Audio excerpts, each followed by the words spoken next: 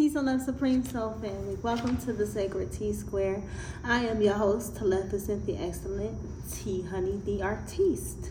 Thank you. Please do check out TrueExquisiteAllure.com, okay, for your spiritually based arts and merch. Please do like, share, comment, and subscribe. And please also email me if by chance you like a personal read. My email's in the link below. Thank you. So this is part 4 of my spirit talk that I've been conducting as far as my vision, the archetypal energies at work in my twin flame union, and how I feel like that may relate to us as the collective of twin flames, things that you may be going through in your journey as well. So if you guys haven't already, please do check out part 1, 2, and 3, and let me know your thoughts if you guys are having any visions in regards to your twin flame, any dreams or visions in regards to a party or a gathering where it's a bunch of people you know at, and it's like you trying to decide who you want to take with you. Shout out real quick to Water Baby Tarot. One of those reads, the end of last week, you were talking about something about a gathering, the gathering, a card you pull in regards to, I don't know which reading that was for. I'm not sure if it was a collective, a general reading, or if it was one for the signs. But y'all check out Water Baby Tarot, and let me know if y'all have been having any dreams or visions in regards to a gathering where you're trying to figure out who you're going to take with you moving forward. Okay, so I covered where I was at with the shapeshifter energy. I've come to realize in this transformation, the flame, which was crowning this whole situation. If I didn't already talk about it, the flame, the spark, the fire. It is indicative of your own willpower. It is purification. We know purification comes by the element of fire.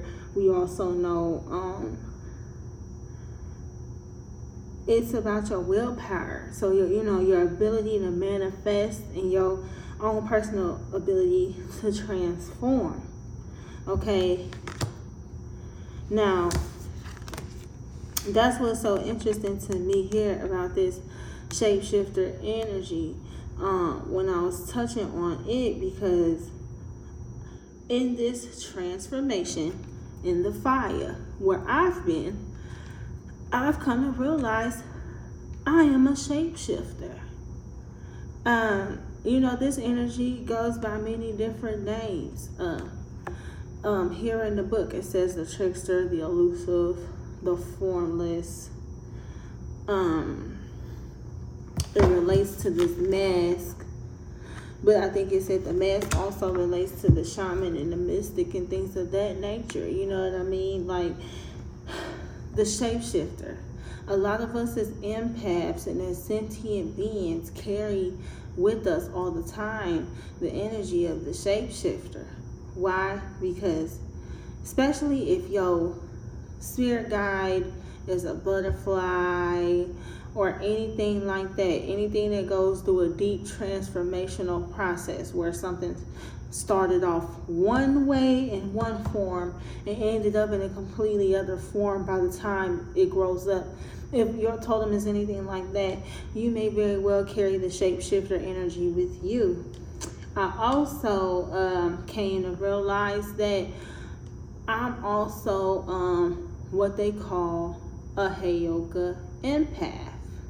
Something else that I also discovered while I was down there in Houston, either right before I had this vision, I was talking to my cousin about it.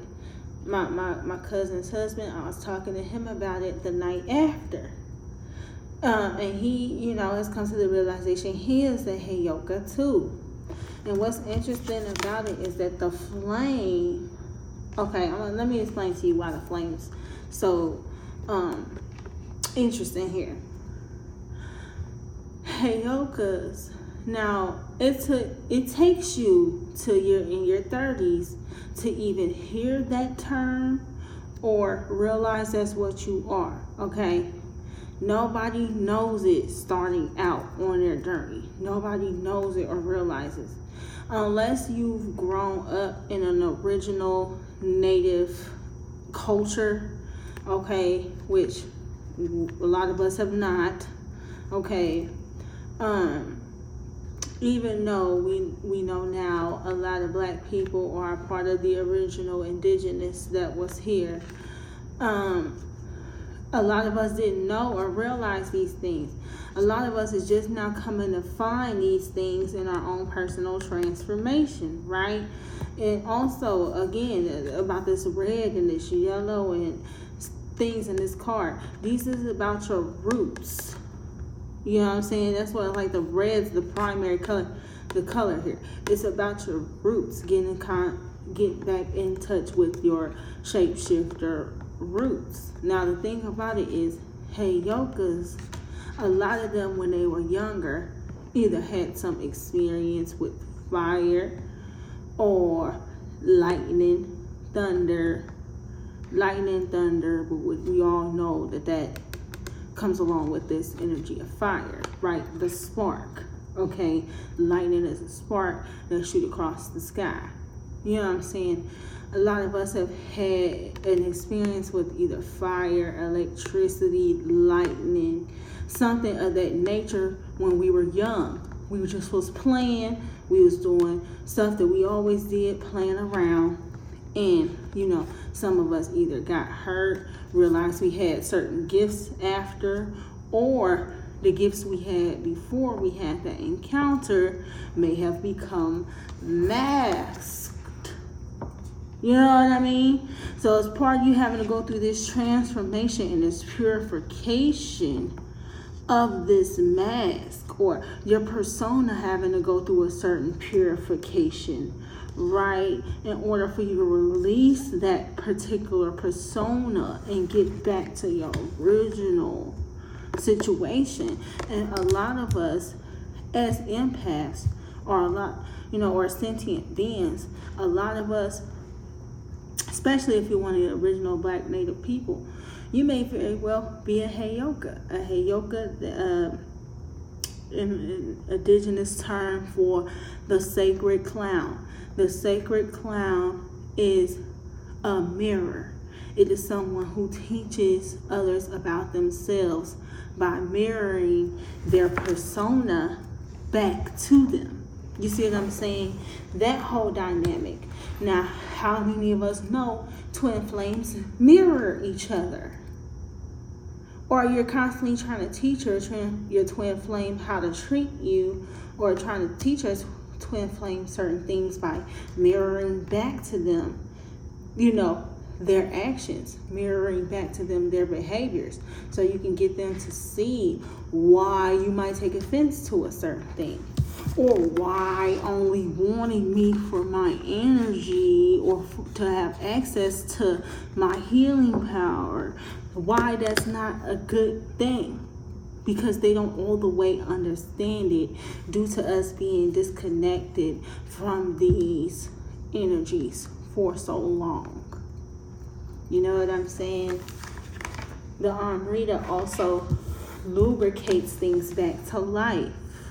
So if you've been dealing with the divine masculine who it seems like all he may want is sex from you, or he's trying to gain control of you in that manner, you could be dealing with the divine masculine who he himself has traumas from his childhood, things that he's cloaking or trying to hide with this mask.